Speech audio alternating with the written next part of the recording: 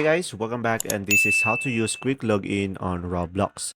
So guys, first thing that you will do is just simply go to your Roblox application, and after that just simply tap on the three dots on the bottom right corner or the more icon, and after that just simply scroll down, and from here you should be able to see quick sign in. And now from here guys, just simply switch to your computer. I am here on the login page, and after that you should be able to see here use another device. So just simply click on use another device, and from here guys you will have this option which you can scan a QR code, or you can just simply provide the code over here. So the code will be this one.